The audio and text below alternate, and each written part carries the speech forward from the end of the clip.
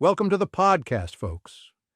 Today we're diving into, the intriguing historical puzzle of Peter, the figure known as the first pope, a fearless fisherman turned apostle. I'm excited about this. You know, digging into the layers behind that legendary figure always leaves me wondering what's really behind the facade. Absolutely. So we have this tradition spanning nearly 2 millennia where Peter is hailed as the rock on which Jesus built his church. But if you peel away all the tradition, sermons, icons, grand mosaics, the actual historical trail is, well, surprisingly sparse and sometimes even suspiciously later than we'd expect. Right. It's almost as if the figure of Peter as we know it is more of a composite buildup than a strict historical account. Exactly. For instance, the earliest extra-biblical mention appears in 1 Clement, supposedly around 96 CE, though that dating is hotly debated. The letter just briefly mentions his sufferings and martyrdom without offering any juicy details. Yep. So, it's a bit like trying to piece together a puzzle with missing pieces, isn't it? And then some scholars even argue that 1 Clement might actually have been written later than traditionally believed. Yeah, exactly. Some say it could be between 110 to 120 CE, and if the dating is off, the authenticity of that near-contemporary claim just, falls apart. It's like trying to use a blurry old photo as hard evidence. That's a great analogy. And when you add in Ignatius of Antioch, who wrote his letters while on his way to execution in the early 2nd century, the picture gets even murkier. His testimony on Peter's role in the Roman Church gives Peter immense symbolic weight, but we face similar issues with dating and possible later interpolations. Indeed, Ignatius's letter to the Romans mentions, "I do not, as Peter and Paul, issue commandments to you." This statement, while giving Peter a sort of, revered status, is wrapped in controversy because even the manuscripts of Ignatius' letters vary quite a bit. Some scholars argue whether these letters were written under Emperor Trajan around 110 CE, or, a decade or so later. Right. It makes you wonder, how much of what we assume about Peter's historical presence is shaped by later theological and political needs? Absolutely. And it doesn't stop there. By the late 2nd century, Irenaeus of Lyons comes in claiming that the church in Rome was founded and organized by Peter and Paul, and that the chain of bishops in Rome goes straight back to them. Now, Irenaeus was clearly writing with an agenda, fighting off rival sects like the Gnostics, and, using Peter's legacy as a backing for Rome's authority. Yeah, I see that. This is where you really start to see the line between historical fact and, let's say, crafted narrative, right? Sometimes what appears to be history might be too perfectly aligned with the needs of an institution at the time. Exactly. Then there's the matter of the writings attributed to Peter. 2 Peter, for instance, is almost universally regarded as pseudepigraphal, written between 120 and 150 CE, which is way too late to be penned by Peter himself. And, 1 Peter is also up for debate.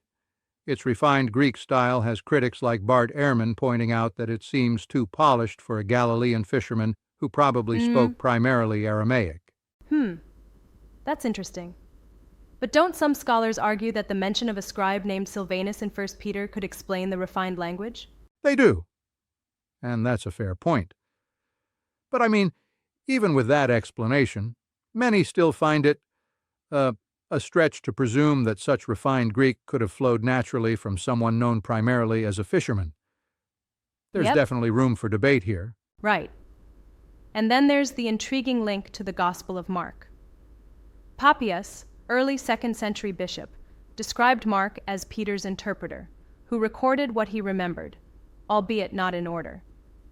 But Papias never actually met Peter, and his account was preserved by a much later historian. That's the rub. The connection between Mark's gospel and Peter's teachings is based on this second-hand narrative, filtered through layers of time that could easily distort what originally happened. It's like a game of telephone that started centuries after the Yeah, fact, exactly. And speaking of layers, the archaeological evidence also adds another twist. Excavations beneath St. Peter's Basilica in the 1940s uncovered a necropolis. In 1950, Pope Pius XII announced that they'd found Peter's tomb. But even then, some experts, like Antonio Ferrua, openly questioned whether the bones discovered truly belonged to Peter. Right? And while the Vatican officially endorsed the site, there wasn't consensus even within the excavation team. That shows just how contentious and, uncertain the physical evidence really is. Yeah, exactly. So if we pull all these threads together, what picture do we get of Peter? Well, at the core, there might have been a man, Simon Peter, an early leader in the Jesus movement who perhaps was martyred in Rome. But the evidence we have is really thin, kind of late, and often laced with political motives. Over centuries, his figure was, amplified and reshaped to serve the growing power of Rome's church. That's a fascinating, almost bittersweet realization. The man we revere might be as much an icon built up through institutional necessity as he is a real historical individual. Exactly. It's history wrapped in centuries of institution building, a blend of genuine memory, legend, and even invention. And that crafted legacy has anchored for nearly 2,000 years the authority of one of the world's most powerful institutions. Absolutely. I mean, you have to appreciate, though, the complexity here. While it might be unsettling to realize how much of this history is constructed, one could also argue that every historical figure we revere goes through some level of mythologizing, right? That's a fair point. I get what you're saying, but I'd respectfully challenge that a little. I mean, while it's normal for legends to grow around significant figures, the case of Peter seems particularly engineered, especially with the multiple layers of retrospective validation through documents like 1 Clement, Ignatius' letters, and Irenaeus' writings, all aligned with Rome's agenda. I see your point. It's not just natural myth-making. It feels like a deliberate effort to connect these narratives back to the authority of Rome. Actually, it's almost like a political tool. Precisely. And that's what makes this investigation so compelling. It's not just about who Peter truly was, but how the narrative was constructed to wield power over centuries. Yep. And then you've got the whole archaeological debate, which, despite the apparent discovery of his tomb, still leaves us with more questions than answers. The fact that even the experts couldn't unanimously agree on the identification really underscores the uncertainties. Absolutely, exactly. It's like, once again, these debates reveal how history can be as much about interpretation as it is about hard evidence. And that's why, even today, Peter's legacy is a subject of both reverence and scrutiny. It's really a testament to how symbols, legends, and history can be interwoven so intricately that separating the man from the myth is often more complicated than we'd like. Yeah, and it makes you think about all those times in history where powerful institutions have reshaped narratives to legitimize their own authority. Peter's story is just one stellar example among many. Absolutely.